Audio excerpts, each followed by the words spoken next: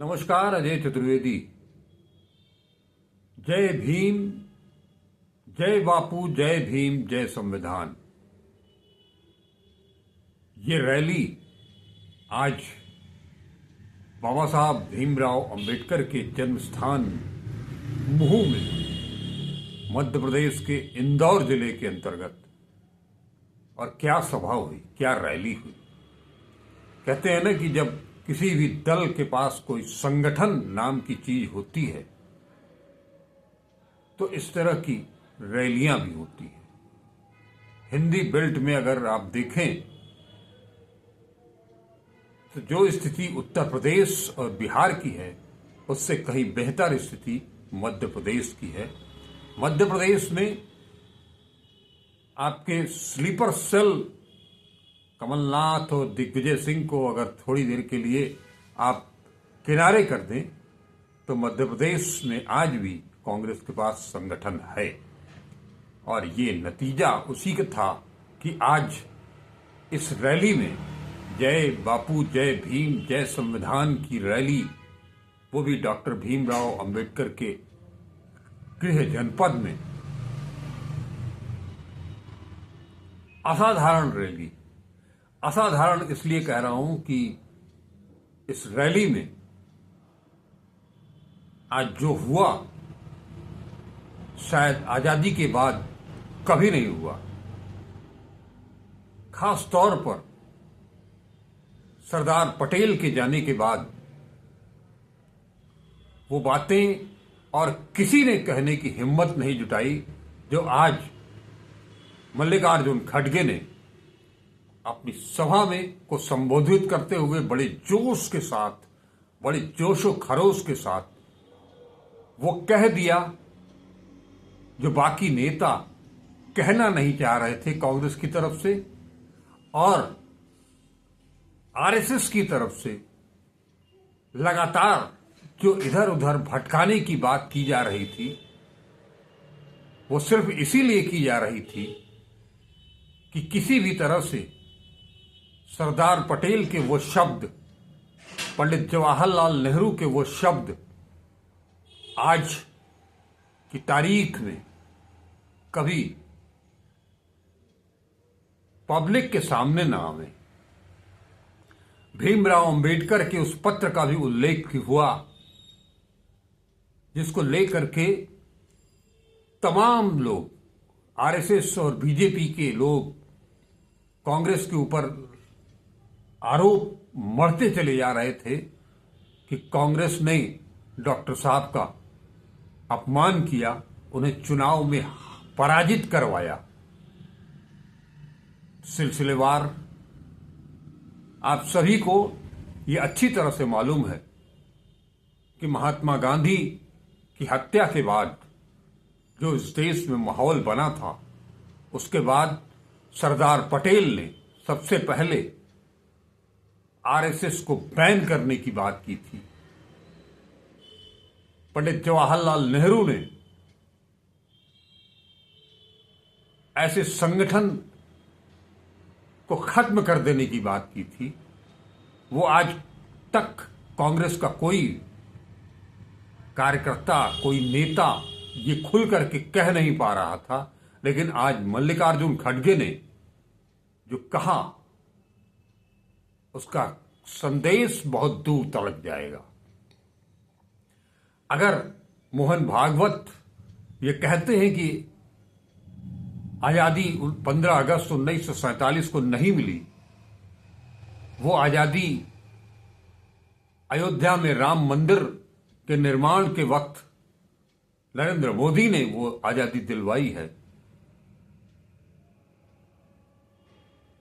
तो आरएसएस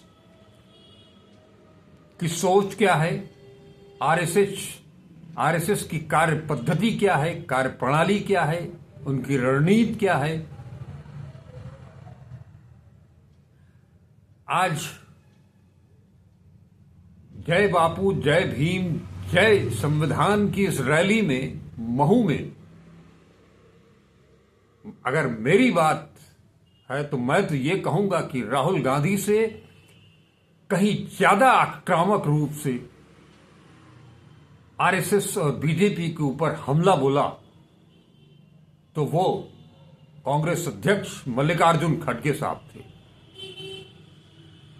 इस देश के आवाम को ये बताने की कोशिश की, ये समझाने की कोशिश की, और वो भी अपने मन से नहीं। पटेल ने जो कहा उसको कोट करके उन्होंने सुनाया, नेहरू ने जो कहा उसको कोट करके सुनाया, और अंबेडकर, बाबा साहब भीमराव अंबेडकर चुनाव क्यों हारे, किसने हरवाया, इस मसले पर भी खड़गे साहब ने अंबेडकर साहब का पत्र जो उन्होंने अपने मित्र को लिखा था, उस पत्र का हवाला दिया, उसको दिखाया और बताया कि मुझे चुनाव हरवाने वाला और कोई नहीं, सावरकर थे। यानी आजादी से लेकर के और अब तक केवल झूठ और झूठ का जो महल बनाया गया है इस देश में, आरएसएस के द्वारा, भारतीय जनता पार्टी के द्वारा, जनसंघ के द्वारा, उसका आज बड़ी अच्छी तरह से मल्लिकार्जुन खड़गे साहब ने उसका खुलासा किया। उन्होंने बाबा साहब अंबेडकर के अपमान को लेकर के अमित शाह और नरेंद्र मोदी को भी घेरा। अमित शाह से फिर वो माफीनामे की मांग की और ये भी बताया कि इनके जो पुरखे थे वो आजादी की लड़ाई कभी लड़े नहीं, वो ब्रिटिशर्स के यहां नौकरी करते थे, उन्होंने कभी भी स्वतंत्रता संग्राम में भाग नहीं लिया, स्वतंत्रता संग्राम सेनानियों से उनका कोई सरोकार नहीं रहा। ये बड़ी चीज है और एक बड़ी लकीर खींचने की कोशिश की है आज मल्लिकार्जुन खड़गे ने कांग्रेस के लिए, वो भी ऐसे समय में जब दिल्ली में चुनाव हो रहा है, इसके बाद बिहार में चुनाव होना है और अभी लगातार एक के बाद एक चुनाव ही चुनाव होने हैं। और जब अपनी खोई हुई जमीन को पाने के लिए कांग्रेस निकल पड़ी है बापू के नाम पर, भीमराव अंबेडकर के नाम पर, और कांग्रेस की वो सोच जिसको राहुल गांधी बताते हैं कि ये सोच उन महापुरुषों की है, हजारों साल की वो सोच है इस संविधान में, तो वो कोई गलत नहीं कहते हैं। राहुल गांधी पटना के बाद आज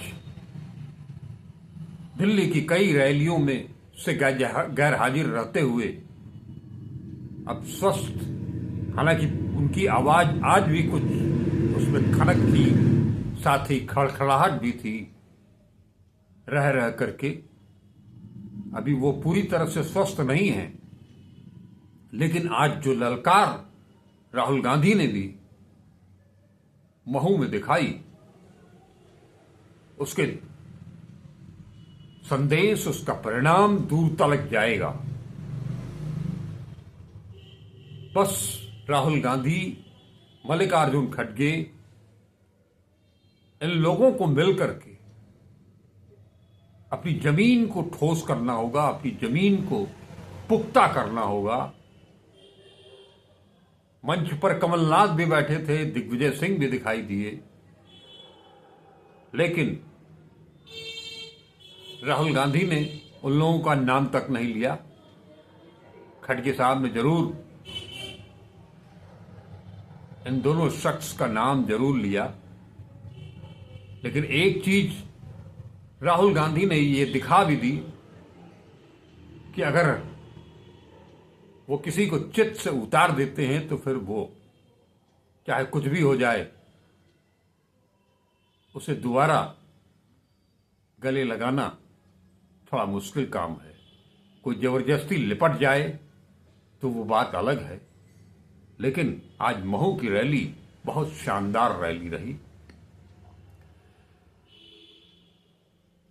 विधानसभा चुनाव हारने के बाद से शायद ये पहली रैली थी कांग्रेस की मध्य प्रदेश में,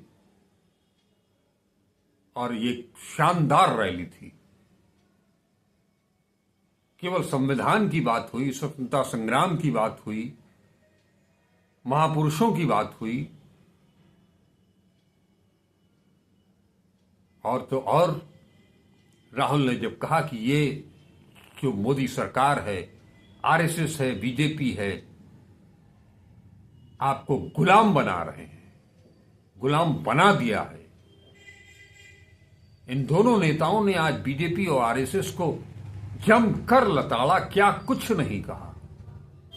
अगर पब्लिक समझने वाली होगी, समझदार होगी, तो इन लोगों की बातों को, कांग्रेस नेतृत्व की बातों को समझेगी और समझ करके अपना फैसला भी लेगी। वो चाहे दिल्ली हो, बिहार हो, छत्तीसगढ़ हो, मध्य प्रदेश हो, राजस्थान हो, हिमाचल प्रदेश हो। सुखू साहब भी आए थे।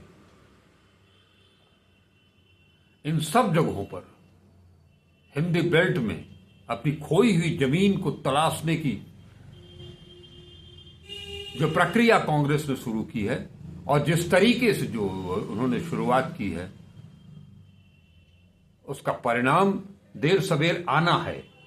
बस स्लीपर सेल से थोड़ा अगर संभल गए तो कांग्रेस को कोई ताकत रोक नहीं सकती है। वो चाहे उत्तर प्रदेश का चुनाव हो, चाहे बिहार का चुनाव हो, मध्य प्रदेश हो, राजस्थान हो, छत्तीसगढ़ हो, इन सभी जगहों पर कांग्रेस की वापसी तो होनी है। और इसकी शुरुआत अगर मैं कहूं कि अगले विधानसभा चुनाव में मध्य प्रदेश में हो जाएगी, धीरे धीरे धीरे धीरे करते करते विधानसभा चुनाव हारने के बाद से नए अध्यक्ष जीतू पटवारी ने अपने संगठन को मजबूत कर लिया है। उनका वो जोशीला भाषण भी जबरदस्त था, और इस मौके पर जो जुटान थी, केवल कर्नाटक को छोड़ करके हिमाचल प्रदेश के भी मुख्यमंत्री थे, तेलंगाना के भी मुख्यमंत्री थे, और तेलंगाना के मुख्यमंत्री ने भी मध्य प्रदेश की सरजमी पर हिंदी में जो भाषण दिया, अगर आपको राष्ट्रीय, इसका लगता है कि वो राष्ट्रीय स्तर के नेता बनने की होड़ में शामिल हो चुके हैं। शानदार रैली रही है। इस तरह की रैलियां लगातार चाहिए कांग्रेस को, क्योंकि कोई भी चीज बार बार आप हिट करेंगे तो 100 नहीं तो 50, 50 नहीं तो 25, 25 नहीं तो 10, 5, कुछ तो जुड़ते जाएंगे धीरे धीरे धीरे धीरे करते करते। और राहुल गांधी का जो समझाने का तरीका है कि जाति जनगणना क्यों, आरक्षण की सीमा तोड़ना क्यों जरूरी, आरक्षण क्यों जरूरी, और सबसे ऊपर इस संविधान को बचाना कितना जरूरी है, जिसे रोज रोज तोड़ा जा रहा है, रोज रोज उस पर प्रहार किया जा रहा है, खंडित करने की कोशिश की जा रही है। अब तो सुनने में यह भी आ रहा है कि बसंत पंचमी को एक नया संविधान भी आने वाला है।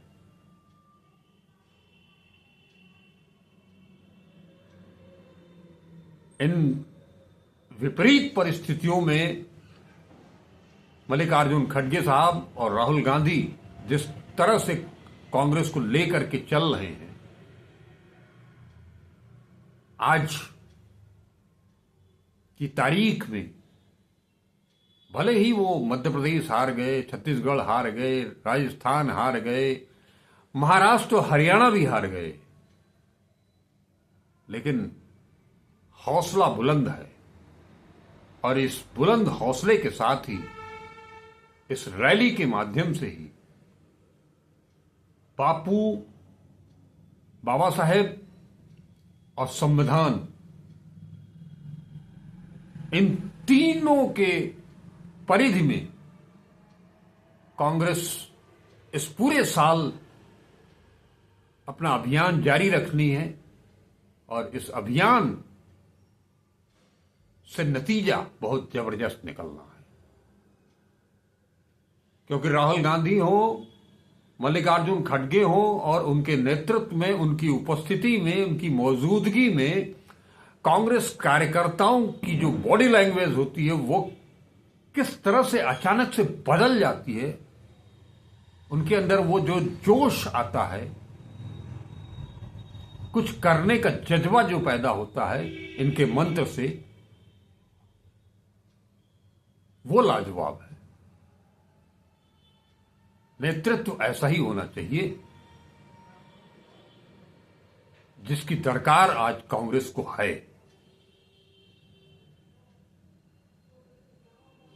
अगर इस तरह के 2, 4, 10 नेता और मिल जाएं कांग्रेस को, खोजने पड़ेंगे।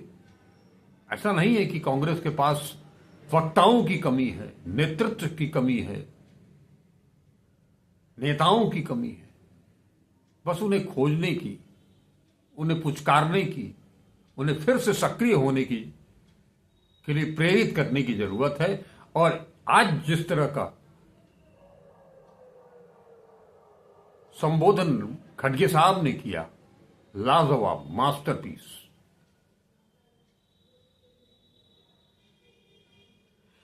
इस तरह की रैलियां आगे होती रहेंगी, पदयात्रा भी होगी, भारत जोड़ो यात्रा की तरह, भारत जोड़ो न्याय यात्रा की तरह। और जो लोग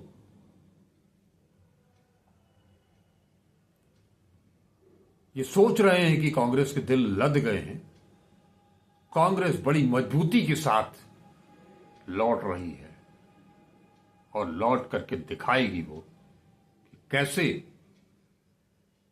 वापसी की जाती है और प्रतिद्वंदी को किस तरह से कोसों पीछे छोड़ा जा सकता है। तो चलिए हम भी